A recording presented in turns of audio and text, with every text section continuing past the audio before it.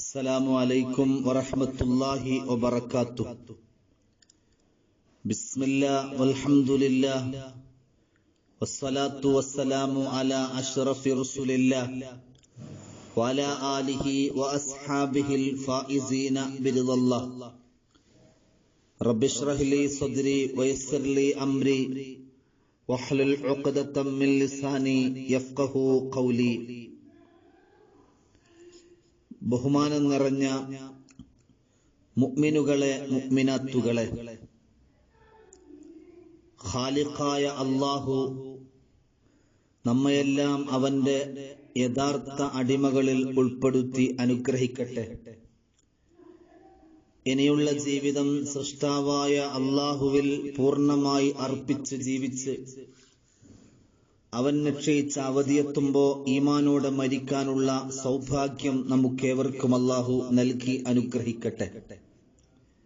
ബഹുമാനികളെ, ഹലാൽ ഫുഡും വിവാദങ്ങളും എന്നതുമായി ബന്ധപ്പെട്ട വിഷയമാണ് നിങ്ങളുമായി പങ്കുവെക്കുന്നത്.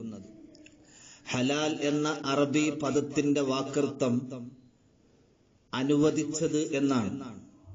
അല്ലാഹു അനുവദിച്ചത്, അത് ഭക്ഷണമാണെങ്കിലും വസ്ത്രമാണെങ്കിലും എന്താണെങ്കിലും ഒരു മുസ്ലിം, ഒരു മുഅ്മിൻ ഹലാലായത് അവനിക്ക് അനുവദിച്ചത് മാത്രമേ ഉപയോഗിക്കാവൂ. ഹലാൽ എന്നത് ഒരു കച്ചവട തന്ത്രമല്ല, അത് വിശ്വാസത്തിന്റെ ഭാഗമാണ്. അതാരുടെയും അടിച്ചേൽപ്പിക്കേണ്ട ഒന്നല്ല.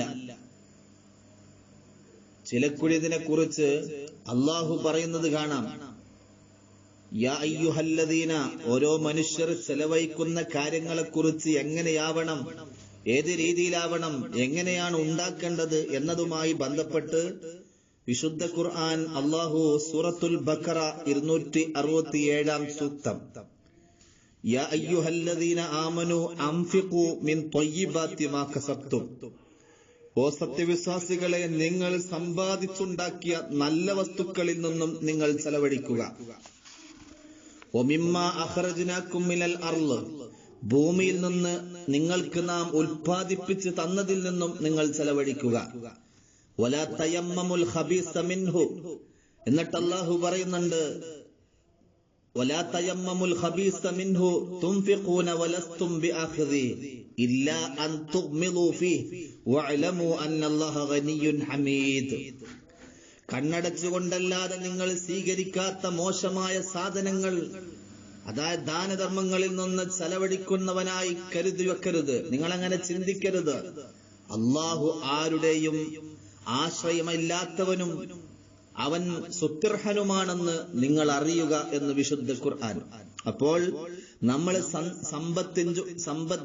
സമ്പാദിച്ചുണ്ടാക്കിയ നല്ല വസ്തുക്കളിൽ നിന്നും, അതുപോലെ തന്നെ ഭൂമിയിൽ നിന്ന് അല്ലാഹു നൽകിയ, നാം അല്ലാഹു ഉൽപ്പാദിപ്പി തന്നതിൽ നിന്നും നിങ്ങൾ ചെലവഴിക്കുക എന്ന്. ചുരുക്കി പറഞ്ഞാൽ സ്വന്തം അധ്വാനത്തിലൂടെ സമ്പാദിച്ചതു മാത്രമേ ഒരു വിശ്വാസിക്ക് യഥാർത്ഥത്തിൽ ഉപയോഗിക്കാവൂ. അതാണ് സൂക്ഷ്മതയുടെ ഭാഗം. ഭക്ഷണത്തെക്കുറിച്ച് അല്ലാഹു പറയുന്നുണ്ട് സൂറത്തുൽ ബഖറയിൽ തന്നെ 172 സൂക്തം, യാ അയ്യുഹല്ലദീന ആമനു കുലൂ മിൻ ത്വയ്യിബാതി മാ റസഖ്നാകും വഷ്കുറൂ ലില്ലാഹി ഇൻ കുൻതും ഇയ്യാഹു തഅ്ബുദൂൻ. അല്ലാഹു പറയാ, ഓ സത്യവിശ്വാസികളെ, കുലൂ മിൻ ത്വയ്യിബാതി മാ റസഖ്നാകും, നിങ്ങൾക്ക് നാം നൽകിയ വസ്തുക്കളിൽ നിന്ന് വിശിഷ്ടമായത്, നല്ലത് നിങ്ങൾ ഭക്ഷിക്കുക. വഷ്കുറൂ ലില്ലാഹ്, നിങ്ങൾ അല്ലാഹുവിനോട് നന്ദി കാണിക്കുകയും ചെയ്യുക. വഅബ്ദുല്ലാഹ് ഇൻ കുൻതും ഇയ്യാഹു തഅ്ബുദൂൻ, നിങ്ങൾ അവനെ മാത്രം ആരാധിക്കുന്നതെങ്കിൽ നിങ്ങൾ നാം നൽകിയ വസ്തുക്കളിൽ നിന്ന് വിശിഷ്ടമായത് ഭക്ഷിക്കുക, നല്ലത് ഭക്ഷിക്കുക. അതുപോലെ തന്നെ അല്ലാഹുവിനേക്ക് നന്ദി കാണിക്കുക. ഒരിക്കലും ഹറാമായ ഭക്ഷണം നാം ഉപയോഗിക്കരുത്. ഹറാമായ ഭക്ഷണം എന്തെന്ന് വിശുദ്ധ ഖുർആൻ തന്നെ പറയുന്നുണ്ട്. അതും സൂറത്തുൽ ബഖറ 173, ഇന്നമാ ഹറമ അലൈക്കുമുൽ മൈതത വദ്ദമ വലഹ്മൽ ഖിൻസീർ വമാ ഉഹില്ല ബിഹി ലിഗൈരില്ലാഹ് فمن اضطر غير باغ ولا عاد فلا إثم عليه إن الله غفور رحيم നിശ്ചയം അല്ലാഹു നിങ്ങൾക്ക് നിഷിദ്ധമാക്കിയിട്ടുണ്ട് അൽ മൈത്തത ശവം, വദ്ദമ രക്തം, വൽ ലഹ്മൽ ഖിൻസീർ പന്നിമാംസം, വമാ ഉഹില്ല ബിഹി ലിഗൈരില്ലാഹ് അല്ലാഹു അല്ലാത്തവർക്കായി പ്രഖ്യാപിക്കപ്പെട്ടത്, ബലിയർപ്പിക്കപ്പെട്ട ഇത് മാത്രമാണ് നിങ്ങളുടെ മേൽ അല്ലാഹു നിഷിദ്ധമാക്കിയിട്ടുള്ളത്. ഫമനിൽ തുറ ഇലാ ഗൈറ ബാഗിൻ വല ആദിൻ ഫലാ ഇസ്മ അലൈഹി. ആരെങ്കിലും നിഷിദ്ധമായി ഭക്ഷിക്കാൻ നിർബന്ധിതനായാൽ, സാഹചര്യം നിർബന്ധിതാവസ്ഥാൽ അത് കഴിക്കൽ അവന്റെ മേൽ കുറ്റകരമല്ല. അവൻ നിയമലംഘനത്തിന് മുതിരാതിരിക്കുകയും അനിവാര്യതയുടെ പരിധി കവിയാതിരിക്കുകയും വേണം എന്ന് മാത്രം. തീർച്ചയായും ഇന്നല്ലാഹ ഗഫൂർ റഹീം, അല്ലാഹു ഏറെ പൊറുക്കുന്നവനും കരുണാനിധിയുമാകുന്നു. അപ്പൊ ചുരുക്കത്തിൽ ശവം, മദ്യം, രക്തം, പന്നിമാംസം അല്ലാഹു അല്ലാത്തവർക്കായി പ്രഖ്യാപിക്കപ്പെട്ടത് എന്നത് മാത്രമേ നിഷിദ്ധമാക്കിയിട്ടുള്ളൂ. ബാക്കിയെല്ലാം ഹലാലാണല്ലോ.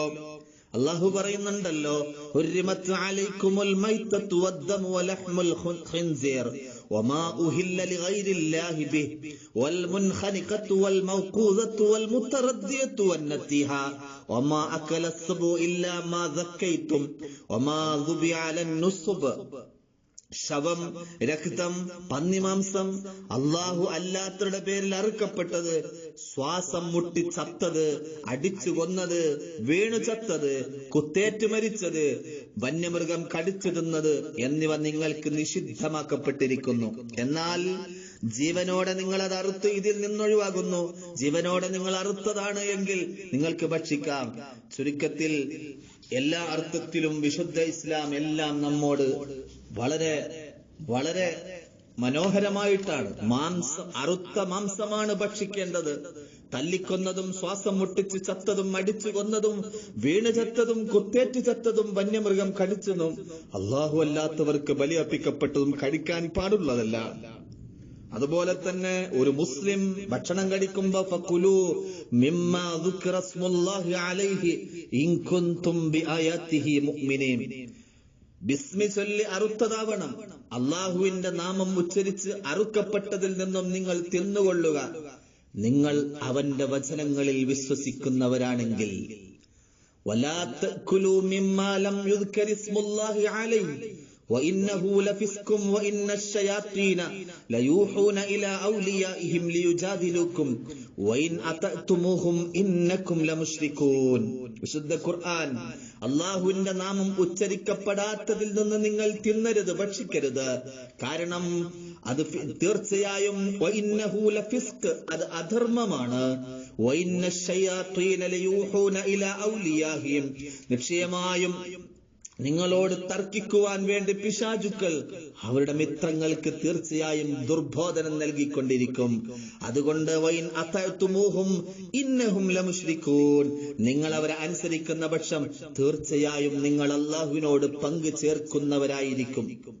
അപ്പൊ ബിസ്മി ചൊല്ലി അറുത്തതാണോ എന്ന് സംശയമുള്ള മാംസാഹാരമാണെങ്കിലോ നബി തങ്ങൾ പറയുന്നുണ്ട്, ഇന്ന ഖൗമൻ യഅതൂന ബില്ലഹ്മ ലാ നദ്രി അദ്കിറ ഇസ്മുല്ലാഹി അലൈഹി അം ലാ ഫഖാൽ സമ്മു അലൈഹി അൻതും.